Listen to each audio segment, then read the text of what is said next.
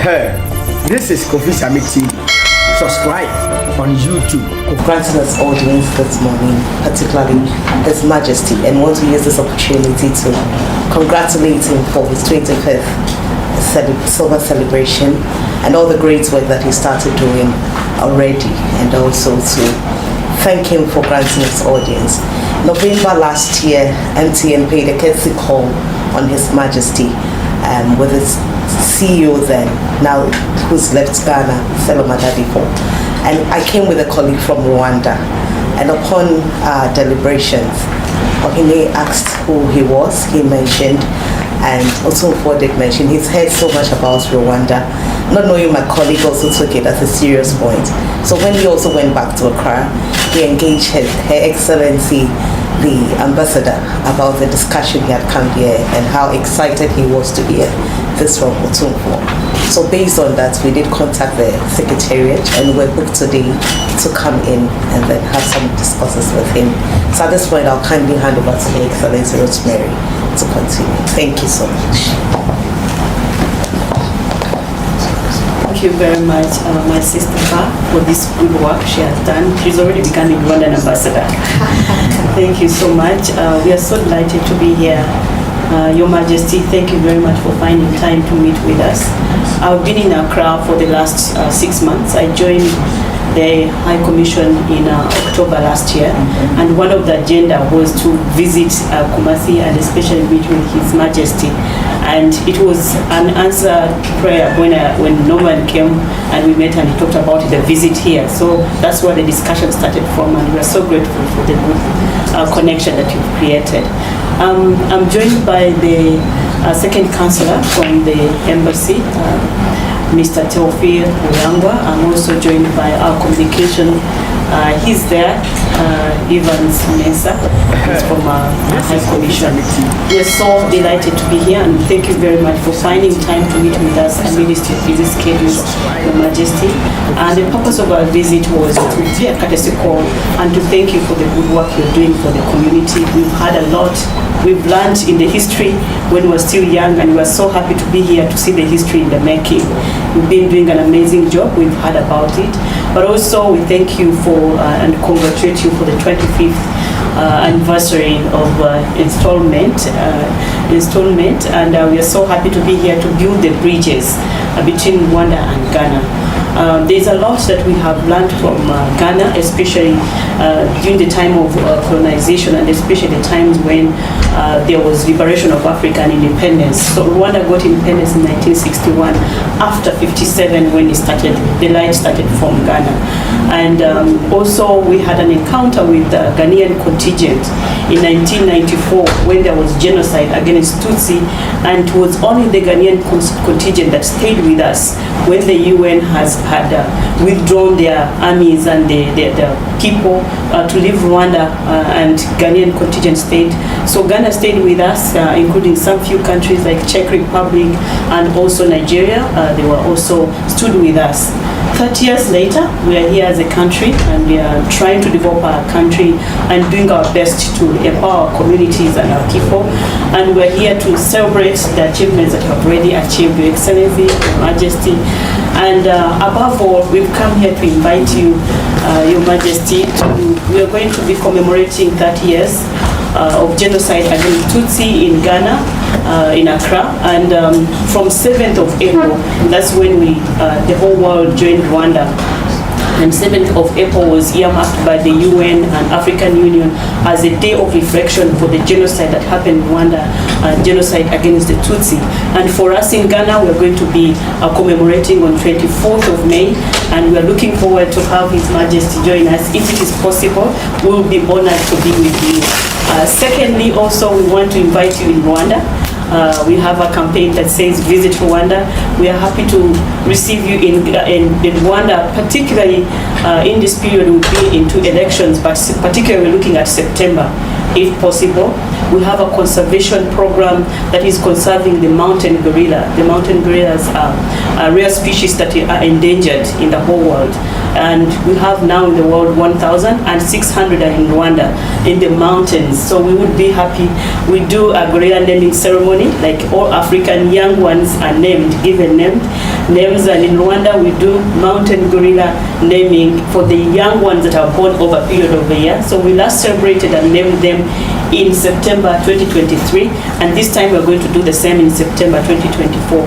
And we'll be honored to have you join us in Rwanda to name the gorillas, but also to visit the whole country. It is one of the safest countries to live in. It is the cleanest city in Rwanda. We are also empowering women and young women. 61% of our members of parliament are women, and also 50% of our cabinet are women.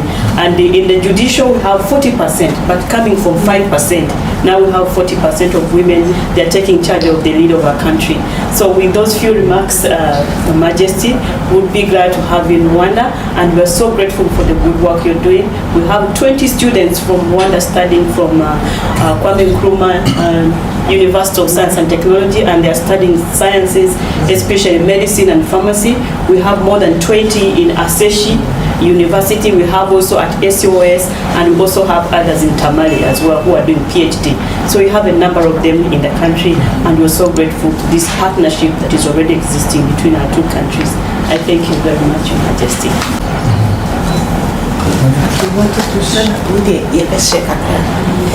Excellency brought some gifts for the chief, and for this painting she wants to give a little background to the painting, so she made it.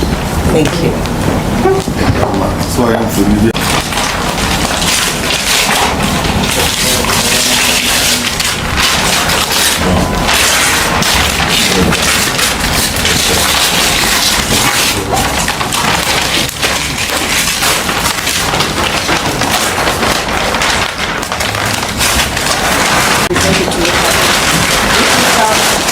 It is a picture that an artwork that came from Rwanda, with Rwanda Air.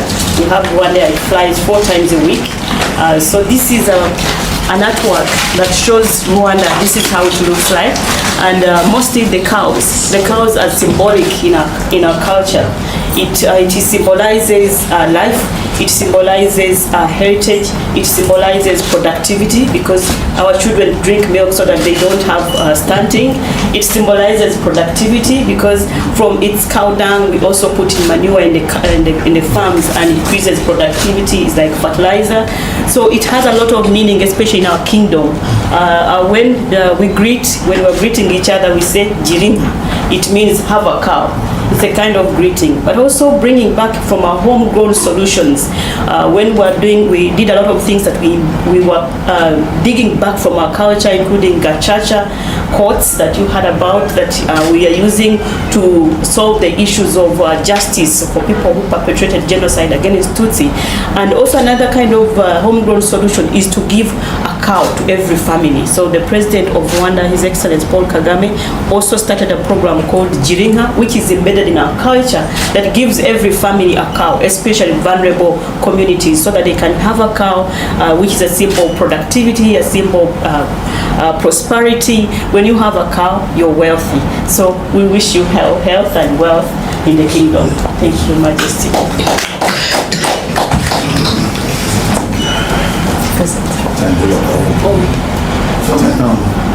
Turn it like this.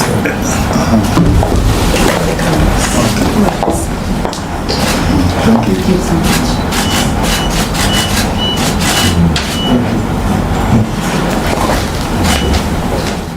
Joe. Joe.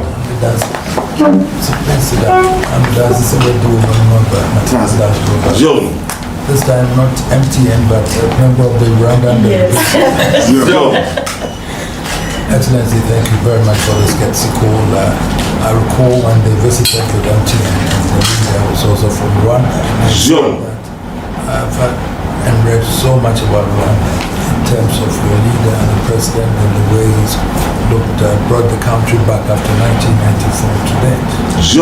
And also when I hear about the developments there, it gives me great joy that an African country has been very resilient to be able to redevelop and be on its feet. And so yes, I expressed to say that because of that keen interest, I would wish one day to visit Rwanda to see what's happening. And I thank you for coming today also to wish us a happy anniversary. Yes, 25 years have gone through in terms of showing leading my people and to help develop them and then Ghana. In 25 years of integrity and then being very honest with our people and then fashioning ideas that carry them on to build together. And therefore, I've survived 25 years with their love and affection and integrity and support.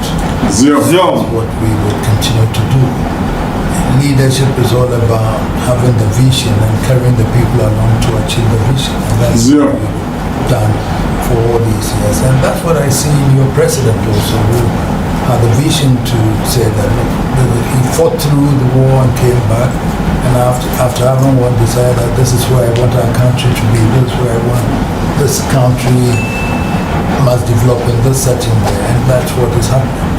Hence my admiration for that leader, and therefore I thank you, and we wish that most of Africa would emulate what is happening in Rwanda, to be able to use that as a yardstick to measure in terms of stability and development in our countries. Pray also that we will treat together whilst we are here, Rwanda and Ghana, because we are still not the South-South cooperation is still not being effectively being done as I wish it could be. Unfortunately, we have after here, African continental trade and all that.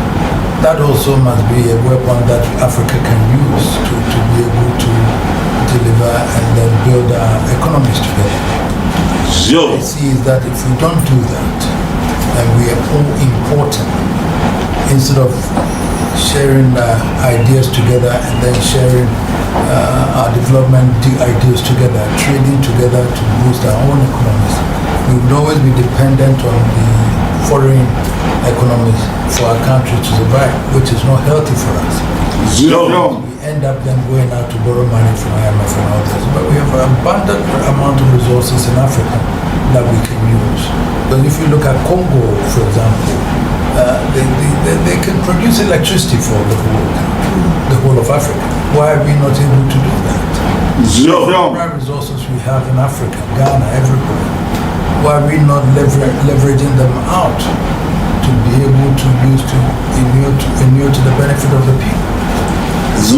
These are some of the things. We have trained engineers and all those things here everywhere.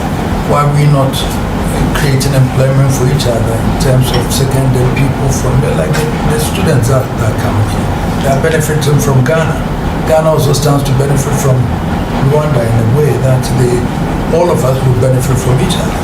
So this is how during your time I wish that the collaboration between Rwanda and Ghana will build up, and that's how I wish for the whole of Africa, for us to collaborate together as brothers and sisters to develop our nations together. So I thank you very much for this visit, but I'm sure that will be a step further for us to build the relationship between us and Rwanda. And I thank you for the extension of the invitation also. On May 24th, I'll be here. I think I'm going through this anniversary and I don't know what they've planned. That may hinder me from coming around that time.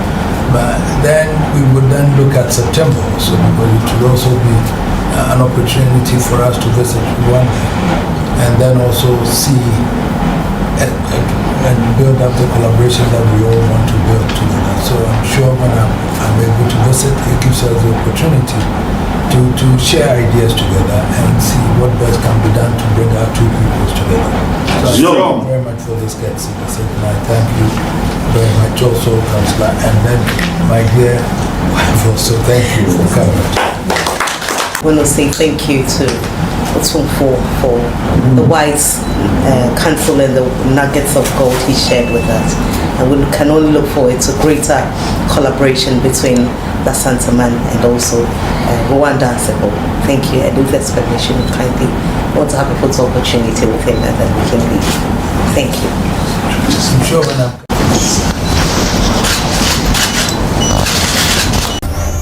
This is Kofi Sami TV.